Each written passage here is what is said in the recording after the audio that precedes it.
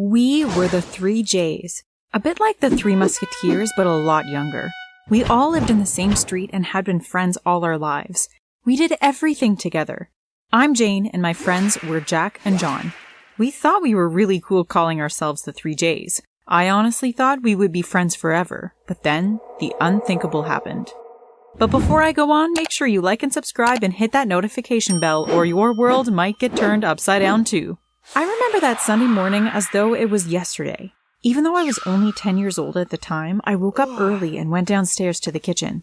My mom and dad were sitting eating their breakfast. As I walked in, they both stopped talking and looked at me. "Sit down, Jane," said Mom.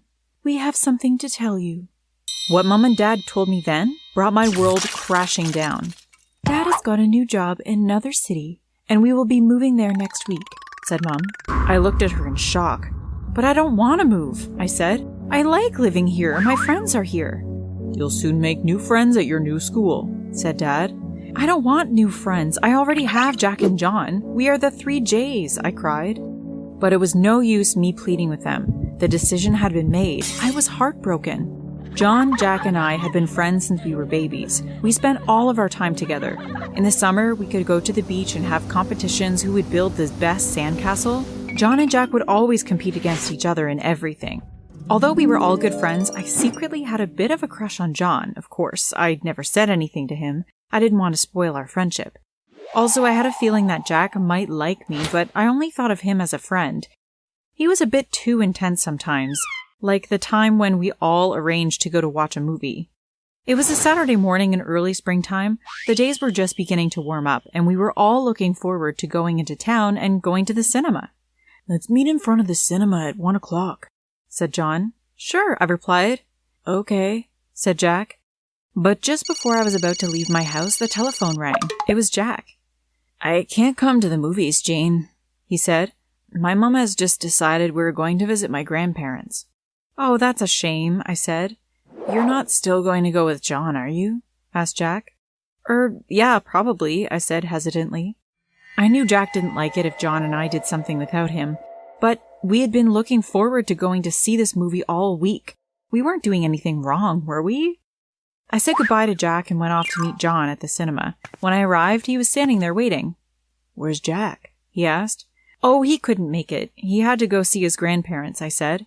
I decided not to mention what Jack had said. John already thought that Jack was jealous sometimes. I didn't want to make it worse. The following day, as we all walked to school together, I noticed that Jack was a bit quiet. He was probably still annoyed we had gone to the movies without him. But by the time we had gotten to school, he had cheered up. He never stayed moody for long when he was with me. I knew that I would never find any friends as close as the three of us. I was going to be so sad when it came time to say goodbye. But finally, that day came. Our things were all packed into boxes, and the removal van arrived early in the morning. It didn't take them long to get everything put in, and we were ready to go. I gave John and Jack a big hug and said goodbye. "Don't forget to come and visit us every holiday," they said. "I will," I replied. But somehow things never worked out that way. At first, we kept in touch, sending each other messages, but eventually the messages became few and far between. We never got round to going back for a visit either. Whenever it was school holidays, Dad was always working, and Mom didn't have time to take me. I settled into my new school, and I did end up making a few friends. Nothing like the Three J's, of course, but I was happy.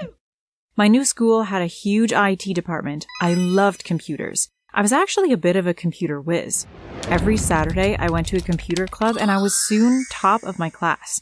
I spent every evening at home locked up in my room, tapping away on my keyboard. One winter evening, I was sitting at my computer when I decided I would Google my own name. I can bet every one of you watching this has Googled yourself at least once, right?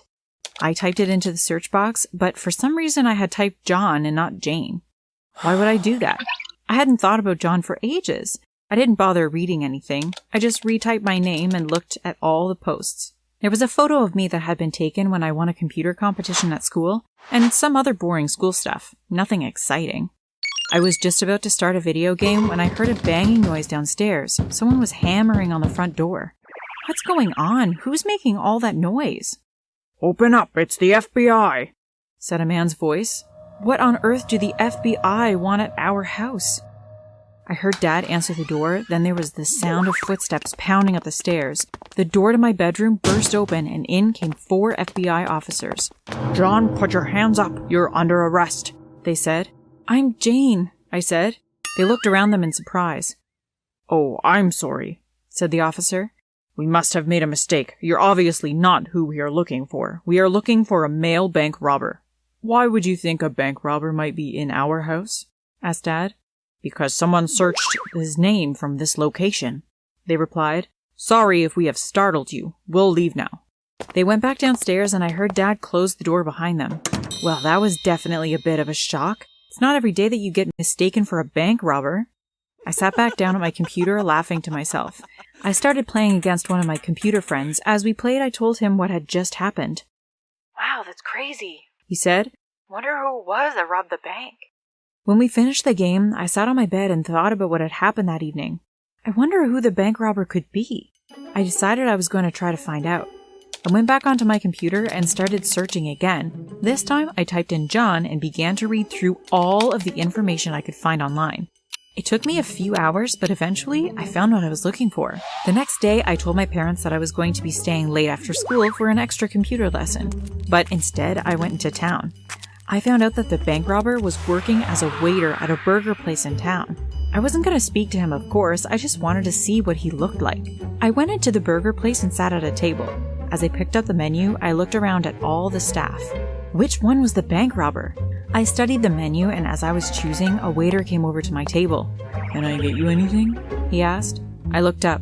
"John!" I shouted. "Jane!" he said.